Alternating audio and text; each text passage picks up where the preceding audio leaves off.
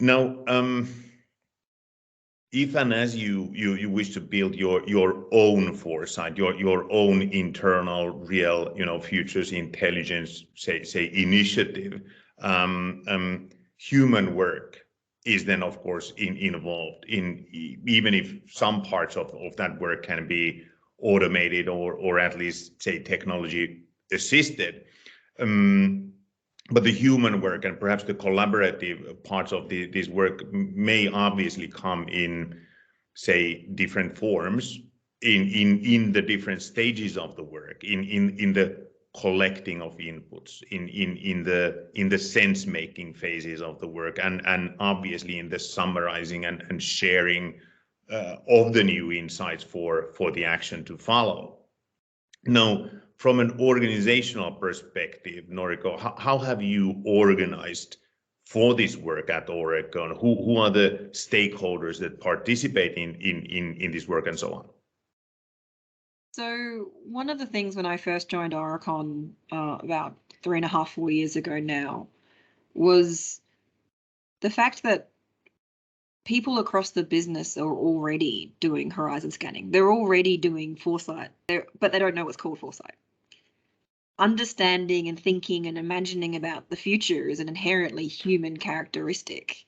It's just what I think foresight does is add structure to that. It lets people go from what is done internally and individually and create frameworks and structures that let people do it together, that let people share it and create communal perspectives and shared understanding, so that with that shared understanding, we can get shared action. And I think in recognizing that this work was already happening, what a key thing that I needed to do and what the foresight function Aurecon needed to do was to harness this, to take the fact that we've already got groups across the business thinking about what the future might look like. They're already doing their own types of horizon scans. They're already doing this as part of their day-to-day work.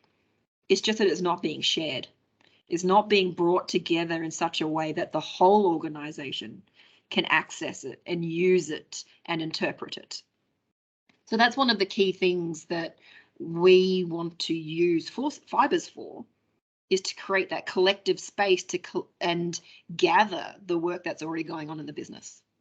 And then once we've got that, we can then share it. We can then use that translation and take good ideas and build, for want of a better word, those truly synergistic responses, because we're collecting from the edges, but then also we're actually bringing people together in a different way who might not know that they're looking at the same things or trying to understand the same problems. As part of that, and the fact that people are doing it anyway and providing structure then gives people a way to explicitly talk about what they do and how they do it, which means they can share their ideas in a way that means they're more easily picked up and understood and used by other people.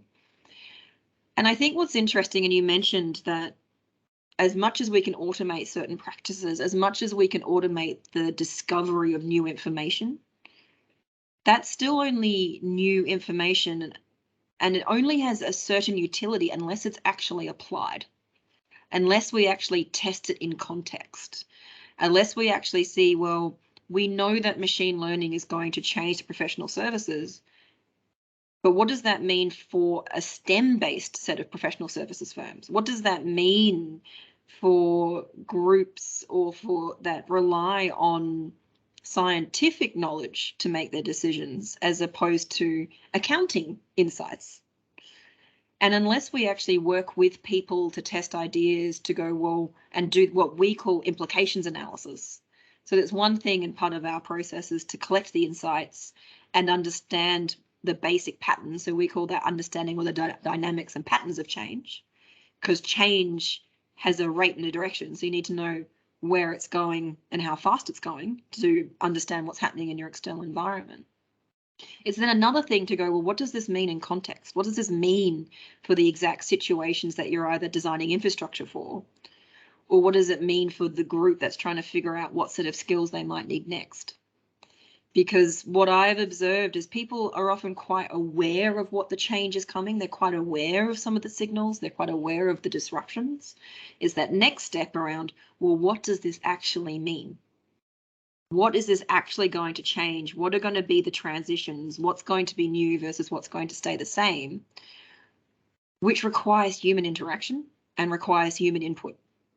Because right now, even the best technology can't do that human intelligence analytics piece to go, well, what does this shift in the system?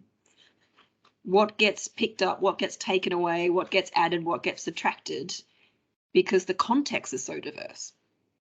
So we need that human collection, that human insight, the human responses in the Foresight work to really help narrow down what that means, and what that means either for our clients in their specific industry for their specific problems, or what does that mean for us as an organization? True that. I love your going back to where you started. Also from a terminology point of view, let me just point that out, that this is not the first and certainly not the last time that I keep hearing this, that certain people are already doing foresight, they just don't know it yet, right? And I love this setup, and obviously I think this is where many organizations are. There is inherent work as part of people's daily job anyways. It's just that it's perhaps not that shared and not that, say, mutually understood, that what those inputs and that sense making can be used for.